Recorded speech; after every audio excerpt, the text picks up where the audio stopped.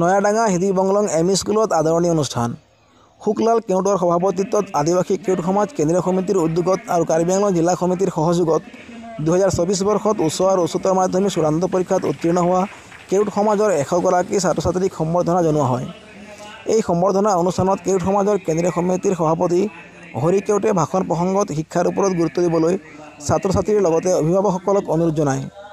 এই সম্বৰ্ধনা অনুষ্ঠানত উপস্থিত থাকে শিক্ষক মতিলাল কেওট, শিক্ষক পুনিৰাম কেওট, প্ৰদীপ কেওট, আদিবাসী ছাত্ৰ সন্থা কাৰ্বি আংলং জিলা সমিতিৰ উপসভাপতি পৱন সতনামী, গাৰা সমাজৰ কেন্দ্ৰীয় সমিতিৰ সম্পাদক হৰিপ্ৰসাদ কোঁৱৰ, কেওট সমাজৰ বুদ্ধিজীৱী আই মাতৃ, স্থানীয় ৰাইজ আৰু ছাত্ৰ-ছাত্ৰীসকল উপস্থিত থাকে। হয়, আজি আমি নয়াডাঙ্গা হিদি বংলং এম.ই. স্কুলত হাই ছেকেণ্ডেৰী আৰু মেট্ৰিক পৰীক্ষাৰ উত্তীৰ্ণ ফলাফল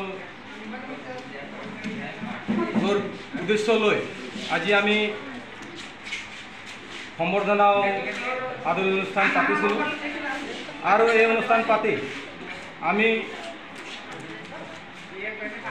খুব সুখীৰে ক'ব খুজিছোঁ যে আমাৰ ল'ৰা ছোৱালী ছাত্ৰ-ছাত্ৰীয়ে আগতকৈ 25% উন্নত হৈছে বুলি মই ভাবোঁ আৰু আশা ৰাখিছোঁ আগন্তুক দিনত আমাৰ এই সমাজৰ ছাত্ৰ-ছাত্ৰীয়ে আৰু এই ৰিজাল্ট ভাল কৰিব বুলি আশা ৰাখিছোঁ। আৰু অভিভাৱকলৈ মোৰ বিশেষ অনুৰোধ যাতে আপোনালোকৰ ল'ৰা ছোৱালীক পঢ়াত আপোনালোকে সময় উলিয়াই যাতে আপোনালোকে দিয়ে, তাৰ বাবে মই কেন্দ্ৰীয় কমিটিৰ সভাপতি হৈ আপোনালোকক বিনম্ৰভাৱে অনুৰোধ জনাইছোঁ। আৰু যিসকল ছাত্ৰ-ছাত্ৰীয়ে এই হাই ছেকেণ্ডেৰী তথা মেট্ৰিকত উত্তীৰ্ণ হৈছে তেওঁলোকক মই ক'ব বিচাৰোঁ যে আপোনালোকে খুব মনে কাণেৰে দি পঢ়ক আৰু যিমান সহায় সহযোগ আমি কেন্দ্ৰীয় কমিটিয়ে কৰিব পাৰোঁ তাৰ কামনা কৰিছোঁ আপোনালোকক, যে আপোনালোকে পঢ়াৰ ক্ষেত্ৰত এটা বিশাল ধনৰ টোপোলা, যাতে এই ধনৰ টোপোলাটো কমি নাযায় তাৰ বাবে মই কেন্দ্ৰীয় কমিটিৰ সভাপতি হৈ শিক্ষাৰ ধনটো আপোনালোকে যাতে গ্ৰহণ কৰি আগন্তুক দিনলৈ উন্নত কৰিব বুলি আশা ৰাখি আৰু সমাজৰ উন্নতি কৰিব বুলি আশা ৰাখিছোঁ। ইমানতে ক'ব। আমাৰ সমাজ একেবাৰে পিছপৰা, সঁচা কথা ক'বলৈ গ'লে পাৰ্চেণ্টেজ একেবাৰে কম। আঙুলিৰ মূৰতে ল'ৰা ছোৱালীবিলাক আছে বা চাকৰিয়ালো বা শিক্ষকবিলাকো মানে অতি তাকৰ আছে, কম আছে।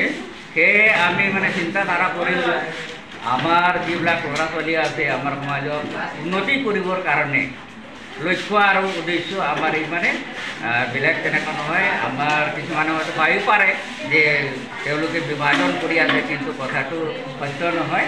আমি কেতিয়াও বিভাজন কৰিব নোৱাৰোঁ। চবেই যদি নিজৰ মানে সমাজটো উন্নতি কৰিব বিচাৰে, সামগ্ৰিকভাৱে আমাৰ সমাজটো আদিবাসী সমাজটো মানে উন্নতিৰ শিখৰত মানে আগবাঢ়ি যাব বুলি আমি আশা কৰিছোঁ। সেয়েহে আমি এক মহান উদ্দেশ্য আগত ৰাখি আমাৰ কণ ল'ৰা ছোৱালীবিলাকক, ছাত্ৰ-ছাত্ৰীবিলাকক উৎসাহ আৰু উদ্দীপনা দিবৰ বাবে আমি এই অনুষ্ঠানটো অনুষ্ঠিত কৰিছোঁ। আমি যিবিলাক উঠি অহা অৰ্থাৎ ধৰক বৰ্তমান 10ত আছে বা 9ত আছে, তেওঁলোকে এতিয়া বৰ্তমান যিবিলাক ল'ৰা ছোৱালী ফলাফল দেখুৱাইছে তাতকৈ আৰু বেছি ভাল ফলাফল দেখুৱাবৰ কাৰণে বা সেই লক্ষ্য আৰু উদ্দেশ্য আগত ৰাখি পেলাই আমি এই অনুষ্ঠানটো কৰিছোঁ।